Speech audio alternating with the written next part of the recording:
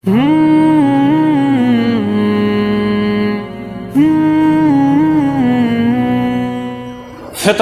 দেওয়াটা কি ফরজ, ওয়াজিব, সুন্নত নাকি মুস্তাহাব? ফিতরা কাদের পক্ষ থেকে আদায় করতে হবে? ফিতরা কখন দিতে হবে? ফিতরা কতটা দিতে হবে? ফিতরায় খেজুর, কিশমিশ, গম প্রভৃতি দ্রব্যমূল্যের জায়গায় যদি টাকা দেওয়া হয় এতে কোনো অসুবিধা আছে কি? কন্ট্রোল রেটে ফিতরা দেওয়া যাবে কি, নাকি খোলা বাজার দর হিসেবে ফিতরা দিতে হবে? ফিতরা দেওয়ার বিধান কি? ফিতরা দিতে হবে কেন? দিলে ফায়দা কি? সহিহ বুখারীর 1509 নম্বর হাদিসে হযরতে ইবনে উমর রাদিয়াল্লাহু তাআলা আনহুমা থেকে বর্ণিত আছে, আন ইবনে উমর রাদিয়াল্লাহু তাআলা আনহুমা আন্না নবী সাল্লাল্লাহু আলাইহি ওয়াসাল্লাম আমারা বিযাকাতিল ফিতরি ক্বাবলা খুরুজিন নাসি ইলা সালাহ। ইবনে উমর রাদিয়াল্লাহু তাআলা আনহুমা থেকে বর্ণিত আছে, তিনি বলেন যে নবী করিম সাল্লাল্লাহু আলাইহি ওয়াসাল্লাম মানুষদেরকে ঈদুল ফিতরের দিন ঈদুল ফিতরের নামাজ আদায়ের জন্য বাহির হওয়ার আগে আগে ফিতরা আদায় করে দেওয়ার নির্দেশ দিয়েছেন। এই হাদিস দ্বারা আমরা বুঝতে পারলাম প্রথম মাসআলাটি যে ফিতরা দেওয়া ওয়াজিব, ফিতরা দেওয়া ফরজ নয়, সুন্নত নয়, মুস্তাহাব নয়, বরং ফিতরা দেওয়া ওয়াজিব। এই হাদিসের মাধ্যমে আমরা জানতে পারলাম। কেননা নবী করিম সাল্লাল্লাহু আলাইহি ওয়াসাল্লাম ফিতরা দেওয়ার নির্দেশ দিয়েছেন, আর রাসূলুল্লাহ সাল্লাল্লাহু আলাইহি ওয়াসাল্লাম নির্দেশ দেওয়া মানে সেটা ওয়াজিব, সেটা জরুরি। অতএব ফিতরা দেওয়া ওয়াজিব। যদি কোনো ব্যক্তি ফিতরা না দেয় তাহলে সে গুনাহগার হবে। এরপর আমরা দ্বিতীয় মাসআলাটি আলোচনা করব যে ফিতরা কাদের পক্ষ থেকে দিতে হবে, কার পক্ষ থেকে আদায় করতে হবে। এ সম্পর্কে মনে রাখবেন, যিনি সাহেবে নিসাব হবেন, যিনি সাহেবে নিসাব হবেন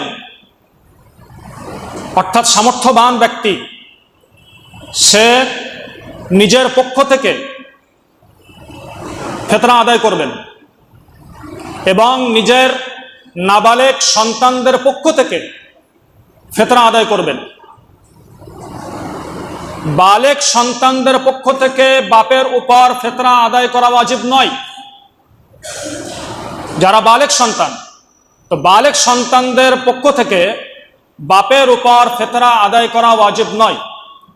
অনুরূপভাবে স্বামীর উপর স্ত্রীর পক্ষ থেকে ফিতরা আদায় করা ওয়াজিব নয়। তবে যদি স্বামী তার স্ত্রীর ফিতরা আদায় করে দেয়, এটা স্বামীর অনুগ্রহ হবে। ঠিক তেমনি বাপ যদি তার বালেগ সন্তানদের পক্ষ থেকে ফিতরা আদায় করে দেয়, তাহলে এটা সন্তানের প্রতি বাপের অনুগ্রহ হবে। এবং কেউ কেউ বলে থাকেন যে মায়ের পেটে যদি বাচ্চা থাকে তাহলে ওই পেটের বাচ্চার পক্ষ থেকে ফিতরা দিতে হবে কি? শুনে রাখুন, মায়ের পেটের বাচ্চার পক্ষ থেকে ফিতরা আদায় করা ওয়াজিব নয়, আদায় করতে হবে না।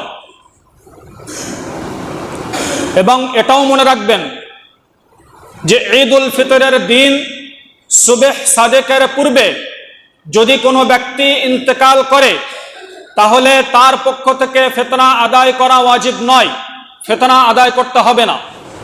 কিন্তু যদি ঈদুল ফিতরের দিন সুবহ সাদেকের পরে যদি কোনো ব্যক্তি ইন্তেকাল করে তাহলে তার ওয়ারিসিনরা তার পক্ষ থেকে ফিতরা আদায় করে দেবে। ফিতরা কখন দিতে হবে? সহিহ বুখারীর এই হাদিসের মাধ্যমে আমরা জানতে পারলাম যে ফিতরা দিতে হবে ঈদুল ফিতরের নামাজ আদায়ের জন্য ঈদগাহে যাওয়ার আগে আগে ফিতরা আদায় করতে হবে। সহিহ বুখারীর 1509 নম্বর হাদিস যেটা আমি পড়লাম, عن ابن عمر رضي الله تعالى عنهما أن رسول الله صلى الله عليه وسلم أمر بزكاة الفطر قبل خروج الناس إلى الصلاة যে নবী করিম সাল্লাল্লাহু আলাইহি ওয়াসাল্লাম মানুষদেরকে নির্দেশ দিয়েছেন ঈদুল ফিতরের দিন ঈদুল ফিতরের নামাজ আদায় করার জন্য বাহির হওয়ার আগে আগে ফিতরা আদায় করার নির্দেশ দিয়েছেন। এই হাদিসের মাধ্যমে আমরা জানতে পারলাম যে ফিতরা আদায় করতে হবে ঈদুল ফিতরের দিন ঈদুল ফিতরের নামাজ আদায়ের জন্য। যখন আমরা ঈদগাহ মাঠে যাব, ঈদগাহ মাঠে যাওয়ার আগে আগে আমাদেরকে ফিতরা আদায় করতে হবে। এছাড়াও সুনানে আবু দাউদের 1609 নম্বর হাদিসে হযরত ইবনে আব্বাস রাদিয়াল্লাহু তাআলা আনহুমা থেকে সুস্পষ্ট বর্ণনা আছে। ইবনে আব্বাস রাদিয়াল্লাহু তাআলা আনহুমা থেকে বর্ণিত আছে, তিনি বলেন নবী করিম সাল্লাল্লাহু আলাইহি ওয়াসাল্লাম বলেছেন, যদি কোনো ব্যক্তি ঈদুল ফিতরের দিন ঈদুল ফিতরের নামাজের আগে আগে যদি ফিতরা আদায় করে দেয়, তাহলে সেই ফিতরাটি আল্লাহর কাছে মকবুল ফিতরা বলে গণ্য হবে। আর যদি কোনো ব্যক্তি ঈদের নামাজের পরে ফিতরা আদায় করে, তাহলে ওই ফিতরাটি একটি সাধারণ সদকা, একটি সাধারণ দান হিসেবে গ্রহণ হবে। অতএব এই হাদিসের মাধ্যমে আমরা জানতে পারলাম যে ফিতরা আদায় করতে হবে ঈদুল ফিতরের দিন ঈদুল ফিতরের নামাজের আগে আগে ফিতরা আদায় করতে হবে। এরপর আমরা শুনি যে ফিতরা ঈদুল ফিতরের কত আগে ফিতরা আদায় করতে হবে, কত আগে? নামাজের 1 ঘন্টা আগে, 5 ঘন্টা আগে, 10 ঘন্টা আগে, না 1 দিন আগে, না 2 দিন আগে? এ সম্পর্কে ইমাম বুখারী আলাইহির রাহমা বলছেন যে সাহাবায়ে কেরাম রাদিয়াল্লাহু তাআলা আনহুম তেনারা ঈদুল ফিতরের 1 দিন আগে কিংবা 2 দিন আগে ফিতরা আদায় করে দিতেন।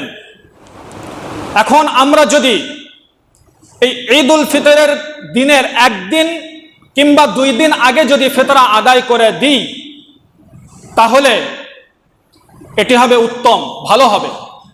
কারণ যারা ফিতরা গ্রহণ করবে তাদের জন্য কেনাকাটা সহজ হবে, আর যারা আদায় করবেন তাদেরও কি হলো, সহজ হলো। তো এতে ফায়দা আছে। আর সেই সাথে সাথে সাহাবায়ে কেরামদের অনুসরণও করা যাবে, যেহেতু তানারা ঈদুল ফিতরের 1 দিন বা 2 দিন আগে ফিতরা আদায় করতেন। তো আমরাও যদি ঈদুল ফিতরের 1 দিন বা 2 দিন আগে যদি ফিতরা আদায় করি, তাহলে আমরা সাহাবায়ে কেরামদের অনুসরণ করব। সুতরাং আল্লাহ তাবারক ওয়া তাআলা আমাদের সকলকে ঈদুল ফিতরের 1 দিন বা 2 দিন আগে ফিতরা আদায় করে দেওয়ার তৌফিক দান করুন। এরপর চতুর্থ মাসালা নিয়ে আলোচনা করব যে ফিতরা কতটা দিতে হবে। এ সম্পর্কে সুনানে তিরমিজির 674 নম্বর হাদিসে হাসান পর্যায়ের সহিহ সনদে এবং সুনানে আবু দাউদের 1620 নম্বর হাদিসে সহিহ সনদে রাসূলুল্লাহ সাল্লাল্লাহু আলাইহি ওয়াসাল্লাম থেকে বর্ণিত আছে, তিনি বলেছেন যে যদি কোনো ব্যক্তি গম ফিতরা দিতে চায়, গম, তাহলে সে দেবে নিসফে সা, অর্থাৎ অর্ধ সা। আর গম ছাড়া যদি কোনো ব্যক্তি খেজুর, পনির, জব প্রভৃতি খাদ্যদ্রব্য ফিতরা দিতে চায়, তাহলে দিতে হবে 1 সা। তো অর্ধ সা আমাদের বর্তমান বাজার দরে 1 কিলো, নিসফে সা বলতে 1 কিলো 666 গ্রাম গম ফিতরা দিতে হবে। অর্থাৎ এবছর ফিতরার পরিমাণ, টাকার পরিমাণ 60 টাকা। 1-2 টাকা কম হয়, কিন্তু 60 টাকা ফিতরা দিতে হবে। এখানে আরেকটি কথা বলে রাখি, যদি কোনো ব্যক্তি অর্ধেক সায়ের জায়গায় 1 সা, আর যদি খেজুর বা পনির বা জবের 1 সায়ের জায়গায় যদি 2 সা, 3 সা, 4 সা যদি কেউ দিতে চায় ফিতরা, তাহলে এটা হবে খুবই আফজাল এবং উত্তম, ভালো হবে।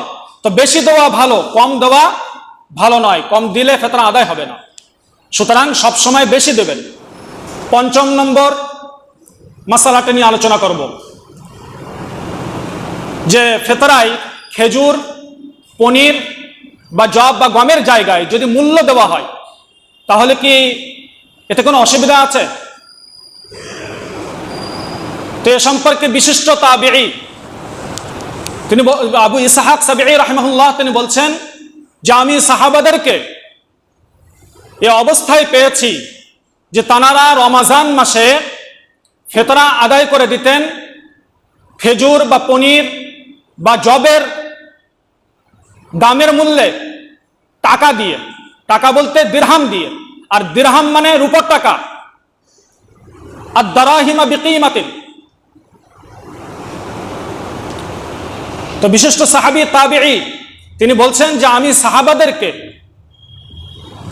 এমন অবস্থায় পেয়েছি যে তানারা রমজান মাসে ফিতরা আদায় করতেন খেজুর, পনির বা জবের দামের মূল্যে দিরহাম দিয়ে, আর দিরহাম মানে রূপোর টাকা।